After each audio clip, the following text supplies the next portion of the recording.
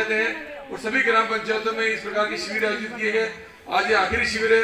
मैं इस अवसर पर समस्त माननीय एसडीएम साहब का, आपकी पूरी टीम का, वीडियो साहब का, पूरी टीम का, सभी अधिकारी कर्मचारियों को भी धन्यवाद ज्ञापित करना चाहता हूँ कि आपने इस शिविर के अंतर्गत समय को उपस्थित होकर के लोगों की सुनवाई का काम किया और इस अभियान को सफल बनाने में आपका सबका सहयोग दिया। आज विशेष रूप से आप सबके लिए निवेदन, मेरी तरफ से निवेदन है कि अभी पूर्व वक्ता आदरणीय वीडियो साहब ने सारी जानकारी 17 विभागों के बारे में आपको दी। रामचंद्र जी हमारे अध्यक्ष महोदय ने भी अपने उद्बोधन में अपनी बात रखी। आप सबको मेरी तरफ से विशेष निवेदन है कि ये जो जन कल्याणकारी योजना है जिसका लाभ समाज के हर अंतिम व्यक्ति तक पहुंचे, इसके लिए हमारी प्रधानमंत्री जी की मंशा थी। प्रधानमंत्री नरेंद्र मोदी जी के सपना था कि हमारे देश के अंदर बेरोजगारी मिटे, हमारे देश के अंदर गरीबी मिटे, हमारे देश में समानता का भाव आए, इसीलिए ये जन कल्याणकारी योजनाएं लागू की। सबसे पहले आज आयुष्मान भारत के कार्ड वाले डॉक्टर साहब और सभी मेडिकल टीम वाले बना रहे, आपको इसकी जानकारी निश्चित रूप से लेनी चाहिए कि आज हमारे परिवार के अंदर यदि कोई बीमार हो जाता है, कोई गंभीर बीमारी हो जाती है, किसी को कैंसर की बीमारी हो जाती है, हार्ट की बीमारी हो जाती है, और हम जब उदयपुर जाते हैं इलाज कराने के लिए और वो से डॉक्टर साहब कहते हैं कि इसको अहमदाबाद ले जाओ, तो अहमदाबाद के लिए अपनी पैसे की व्यवस्था नहीं होती है क्योंकि वहाँ सरकार की तरफ से पहले ऐसी व्यवस्था नहीं थी कि आपको उसका इलाज करा सके। लेकिन पहली बार हमारे देश के प्रधानमंत्री जी ने ये व्यवस्था की है।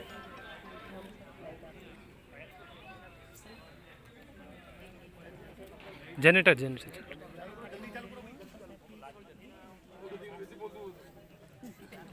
तो प्रधानमंत्री जो बीमार व्यक्ति है उसका इलाज करा पाएंगे। तो इस योजना में 5 लाख रुपए तक का निःशुल्क इलाज की व्यवस्था है। ये कार्ड आज इसके सबके रजिस्ट्रेशन हो रहे हैं और इसके बाद में हमारे नए मुख्यमंत्री भजन लाल जी ने घोषणा की है इस योजना का आकार बढ़ा के 25 लाख रुपए करेंगे। और 25 लाख की यदि बीमारी के अंदर व्यवस्था हो जाए अपने परिवार के लिए, इससे बड़ा क्या काम चाहिए। तो ये व्यवस्था हमारे प्रधानमंत्री जी, मुख्यमंत्री जी कर रहे हैं, तो इसके अपने परिवार को इसका लाभ अपना कार्ड बनाना चाहिए। दूसरी सब माता मैंने अब इतनी बड़ी संख्या बैठे कि मोदी जी की भावना थी कि हमारी देश की महिलाएं जो गांव के अंदर लकड़ी बीन के लाती है, धुएं से परेशान होती है, चूल्हे जलाती है, उसके लिए उज्ज्वला गैस की व्यवस्था की, सबको घर घर में सिलेंडर की व्यवस्था की। अब जो बाकी लोग बच गए, जो महिलाएं बच गई जिनके परिवार में गैस का चूल्हा नहीं है और तो उसके लिए आज फार्म भरा रहे हैं, उनका भी रजिस्ट्रेशन को करवाना चाहिए। और हमारे मुख्यमंत्री जी ने अपनी नई सरकार बनी और नई सरकार ने अभी घोषणा की है कि अपना ये गैस का सिलेंडर अब 450 रुपये मिलेगा। अब 450 रुपये की रेट कर दी। अब आपके पैसे तो अपने जो लग रहे हैं वो लगेंगे, लेकिन आपके खाते में सारी राशि खाते में जमा हो जाएगी। तो इसकी केवाईसी भी हमने यहाँ पर हो रही है, तो इस सब जने अपने उसकी डायरी लाए हो तो उसकी यहाँ पर केवाईसी करावे ताकि अपने को सरकार की योजना का लाभ मिल सके, अनुदान मिल सके। आज हमारे कई किसान बंधु है बेटे, हमारे प्रधानमंत्री जी ने किसान सम्मान निधि चालू की। हर किसान अपने किसान जो होता है वो प्रकृति पर निर्भर करता है, कभी ओलावृष्टि होती है, कभी अतिवृष्टि होती है, कभी अकाल पड़ता है, उसके कारण किसानों को नुकसान होता है। तो प्रधानमंत्री जी पहली बार विचार किया कि मेरे देश के किसान प्रकृति पर निर्भर करता है, उसको खाद बीज की व्यवस्था होनी चाहिए। हर साल किसानों को 6,000 रुपए की सहायता राशि की व्यवस्था की। अब नई सरकार राजस्थान में बनी तो हमारे मुख्यमंत्री ने घोषणा की है कि 6,000 रुपए तो केंद्र सरकार के और 6,000 राजस्थान सरकार के। अब 12,000 रुपए की किसानों को व्यवस्था होगी। तो किसान लोगों को इस बारे में जागरूक होना चाहिए और जिन जिन लोगों ने भी किसान अपने जो केवाईसी नहीं कराई है उसकी भी केवाईसी करानी चाहिए। और इसी प्रकार से हमारे प्रधानमंत्री आवास योजना, ये आवास योजना लागू थी, कई लोगों के मकान बन गए, किन लोगों को नहीं बने। मेरा सब लोगों से निवेदन है जिसके शेष मकान बनने बाकी है वो जल्दी से जल्दी बनावे ताकि आगे का लक्ष्य आवंटित हो।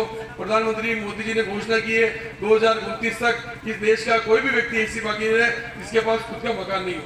सबके लिए आवास की मकान की व्यवस्था हमारे प्रधानमंत्री जी कर रहे हैं। इसी प्रकार आज बच्चे बेटी है और बच्चों के लिए भी मुख्यमंत्री जी घोषणा की है कि केजी से पहली क्लास से लगा करके 16वीं कक्षा तक यदि बच्ची पढ़ने जाएगी तो उसके लिए स्कूल की सारी शिक्षा फ्री, कॉलेज भी फ्री, स्कूल भी फ्री। तो ये सबसे बड़ी व्यवस्था सरकार ने की है। तो अपनी बच्चों को सब माताएं मैंने बैठी है, अपनी बच्चों को पढ़ने लिखने भेजो। देखो बच्ची पढ़ लिख के होशियार बनेगी, अपने परिवार का नाम भी रोशन करेगी, वो ससुराल में जाएगी वो परिवार का नाम भी रोशन करेगी कि पढ़ी लिखी बच्ची होगी। आज देखो पढ़ी लिखी कई बच्ची है यहाँ खड़ी, देखो ये पढ़ी लिखी होशियार है तो आज ये नौकरी कर रही है, काम कर रही है, अपने परिवार का गुजारा कर रही है। तो निश्चित रूप से बच्चों को पढ़ाने का काम भी शुरू करो। और सरकार की जितनी योजना की, ये कृषि विभाग के हमारे किसान बंधु बैठे, एग्रीकल्चर डिपार्टमेंट के नैनो यूरिया लाए, नया यूरिया। अभी यूरिया के लिए बच्चों ने कार्यक्रम में बताया भी था कि यूरिया खाद से अपनी खेती नष्ट हो रही है, अपनी जमीन नष्ट हो रही है, उर्वरक भूमि नष्ट हो रही है। उसके लिए नैनो खाद की जो अब रासायनिक खाद आया उसको इसके अंदर पानी में डाल करके उसका हेलीकॉप्टर आ रहा है, उस हेलीकॉप्टर से छिड़काव करो या मशीन से छिड़काव करो। तो इसके बारे में जानकारी लेनी चाहिए। ऐसी अनेक प्रकार की जानकारियाँ 17 विभाग की जानकारी है, ये हमारे सबके लिए लाभदायक है। तो आप इनकी जानकारी लेकर के इसको अपने परिवार में लागू करें, इसका काम करें, जिससे कि हमारे परिवार का आगे इसका भरण पोषण अच्छे तरह से हो सके। मैं इस अवसर पर पुनः आप सबका आभार व्यक्त करता हूँ और विशेष रूप से गत दिनों अपने चुनाव थे विधानसभा के, आप सब लोगों ने वोट देकर के हमारे यहाँ से भारतीय जनता पार्टी के प्रत्याशी आदरणीय श्री चंद्र जी कपलानी साहब को जिताया।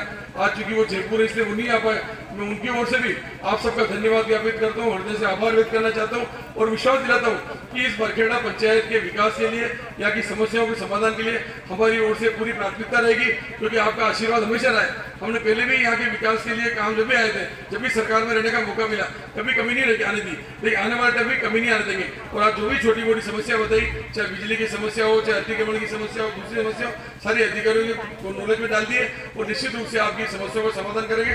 ये निवेदन आज के अवसर पर करना था। पुनः आप सब लोगों ने यहाँ हमारा स्वागत किया, सम्मान किया, इसके लिए हृदय से आभार। और जितने भी हमारे अधिकारी कर्मचारी बंधु बैठे उनसे विनम्र निवेदन कि आज शिविर 5 बजे तक चलेगा। उसके बाद भी यदि किसी व्यक्ति का काम रह जाए, हमारे कल नरेंद्र मोदी प्रधानमंत्री जी आए थे, सब लोगों से, जनप्रतिनिधियों से और अधिकारियों से निवेदन किया था कि देखो जनता है, इस लोकतंत्र की मालिक है, इस जनतंत्र की मालिक कौन है? जनता और मतदाता। इनकी सेवा करना हम सबका कर्म कर्तव्य है। जिसके काम बाकी रह जाए, उसके चाहे कार्यालय में हो, चाहे ई मित्र में हो, वो काम करके इन लोगों की सहायता करने का काम करें। ये मेरी ओर से निवेदन है। बहुत बहुत धन्यवाद। भारत माता की जय। जोरदार तालियां बजा करके आभार।